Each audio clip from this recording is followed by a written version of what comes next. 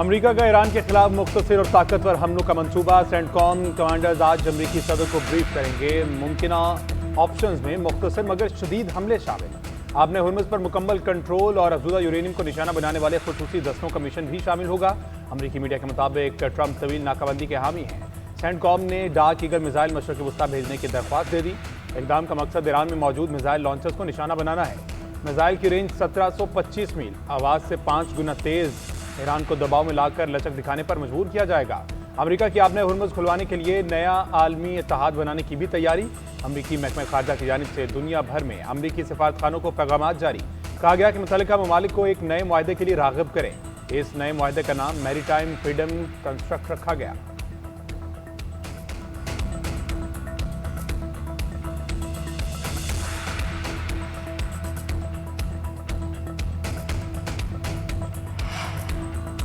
आलमी मंडी में खाम तेल की कीमतें 4 साल की बुलंद तरीन सतह पर। अमरीकी WTI की कीमत में 2.7% इजाफा $109 फी बैरल पर पहुंच गई।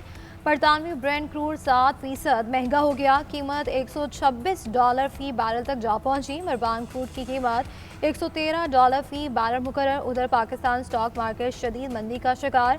5400 से जायद पॉइंट्स की कमी, 5 नफ्सियाती हदें गिर गई। 100 इंडेक्स 1,60,900 की सतह पर आ गया। कारोबार का आगाज 1,65,823 पॉइंट से हुआ। एशियाई स्टॉक मार्केट में भी मंदी। जापान के नगई इंडेक्स में 1.5, कोरियन कॉस्पी में 1% कमी। हांगकांग के हैंगसेंग और चीन के शंघाई कंपोजिट में भी मंदी। बरतानवी FTSE और जर्मनी के DAX और फ्रांस के CAC इंडेक्स में मामूली कमी। ये नाकाबंदी पर इसरार करते करते तेल $120 पर ले गए। अगला पड़ाव $140 फी बैरल होगा। ईरानी स्पीकर बाक़िर कालीबाफ का बयान। ईरानी तेल के रुकने से पाइपलाइनें फटने के अमेरिकी बयान पर भी तंज बोले। 3 दिन गुजर गए, तेल का कोई कुआं नहीं फटा। 3 दिन गुजर गए, हम इस मुद्दत को 30 दिन मजीद बढ़ा सकते हैं। 1 महीने बाद कुएं की सूरत हाल बराह रास्त नशर भी कर सकते हैं। ये इस किस्म का बेकार मशवरा था जो अमेरिकी इंतजामिया को स्कॉट पेस्नेट जैसे लोगों से मिलता है। अपनी यकजहती के जरिए अमरीकी धमकियों का मुकाबला कर रहे हैं। फौजी और सियासी हुकाम के दरमियान मुकम्मल इत्तेहाद के साथ हम अमूर को आगे बढ़ा रहे हैं।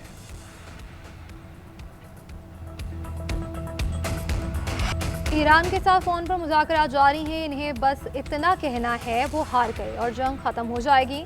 अमेरिकी सदर डोनाल्ड ट्रंप का कहना है कि किसी दस्तावेज पर बात करने के लिए 18 घंटे की तवील परवाज़ें करना मुमकिन नहीं। रवाना होने से पहले मालूम हो कि ऐसी दस्तावेज मिलेगी जो आपको पसंद नहीं आएगी तो ये अमली नहीं रहता।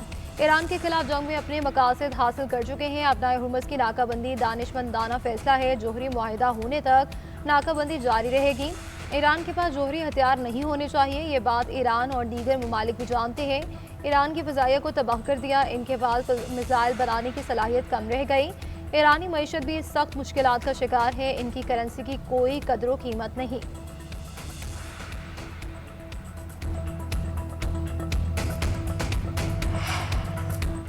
रूसी सदर की 9 मई के दिन यूक्रेन के साथ जंगबंदी की पेशकश। फ्रांसीसी मीडिया के मुताबिक अमरीकी सदर से राब्ते में पुतिन ने यौम फतह की तकरीबात के दौरान जंगबंदी का कहा।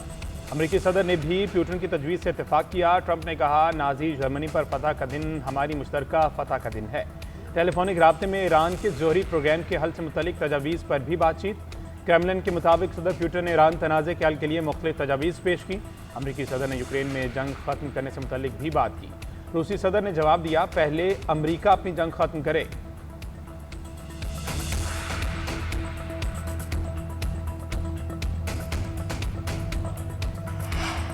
ईरान के दार हुकूमत समेत मुख्तलिफ शहरों में अवामी रैलियाँ। हुकूमत और पासरानी इनकलाब से इजहार यकजहती। तेहरान के इनकलाब स्क्वायर में रैली के दौरान खुदकुश ड्रोन और आज की नुमाई की गई और पहली ड्रोन को आवाम के सामने पेश किया गया। रैली में लाखों अफराद की शिरकत।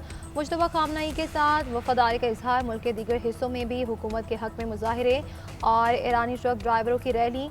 फौज के हक में नारेबाजी। किरमानशाह में नीले और गुलाबी रंग के शाहिद 136 ड्रोन की नुमाइश। ड्रोन को ईरानी बच्चों के नाम किया गया। तजियाकारों के मुताबिक ईरान में इक़्तिसादी मुश्किलात के बावजूद हुकूमती हिमायत बढ़ रही है।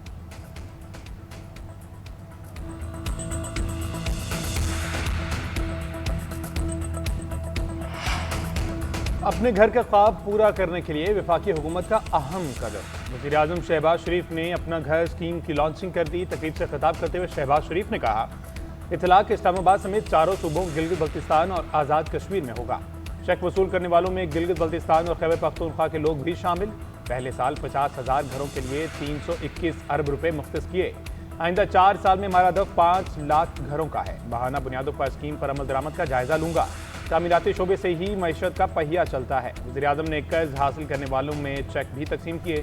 कहा, आज की इस तकरीब में ड्राइवर गुलाम हुसैन को भी घर बनाने के लिए कर्ज मिला। शफाफियत के साथ मंसूबा आगे बढ़ा रहे हैं।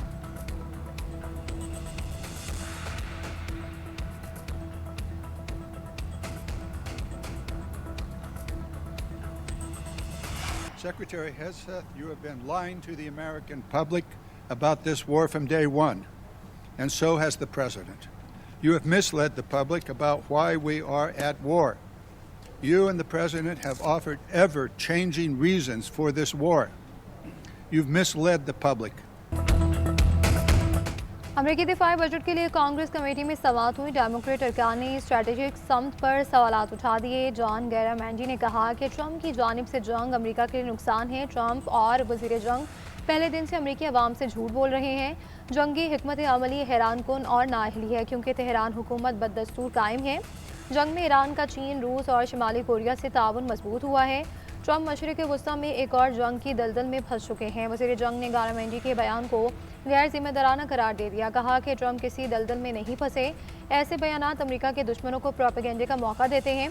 सदर ट्रंप के खिलाफ आपकी नफरत आपकी सोच पर हावी हो चुकी है। उधर जनरल डनकन का कांग्रेस से दिफाई बजट बढ़ाने का मुतालबा। 1500 अरब डॉलर का दिफाई बजट वक्त की ज़रूरत करार दे दिया। बताया कि अब तक ईरान जंग पर 25 अरब डॉलर के अखराजात आ चुके हैं।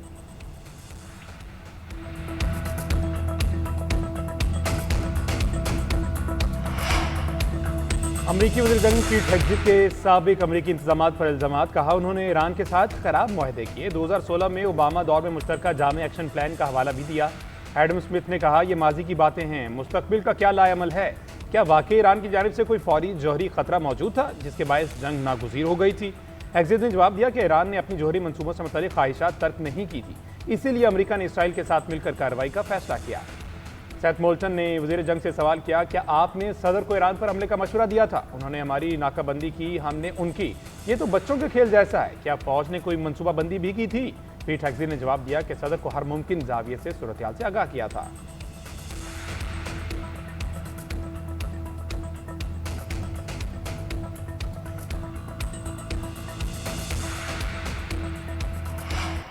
Do you believe that the president is mentally stable enough to be the commander-in-chief?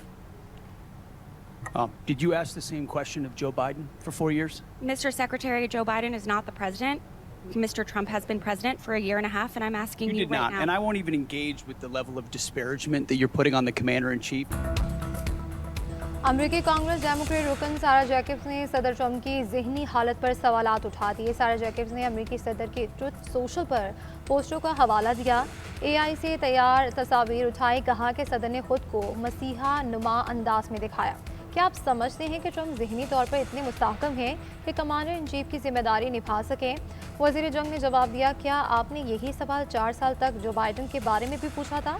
मैं इस तौहीन आमेज़ रवैये में शामिल नहीं जो आप कमांडर इन चीफ के खिलाफ इख्तियार कर रही हैं।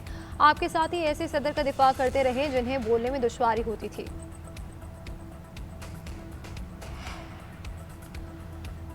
अमेरिका के हमले की सूरत नई और हैरान कर देने वाली हिकमत अमली इस्तेमाल करेंगे। पासदारान इनकलाब का ऐलान। कहते हैं ईरानी बहरिया नई फौजी कार्रवाई पर नई सलाहियतें ही बिरोकार लाएगी। जारियत पर स्मार्ट टारगेटिंग समेत दीगर सलाहियतें इस्तेमाल करेंगे। अमेरिका के बड़े जहाज़ों को तबाह कर दिया जाएगा।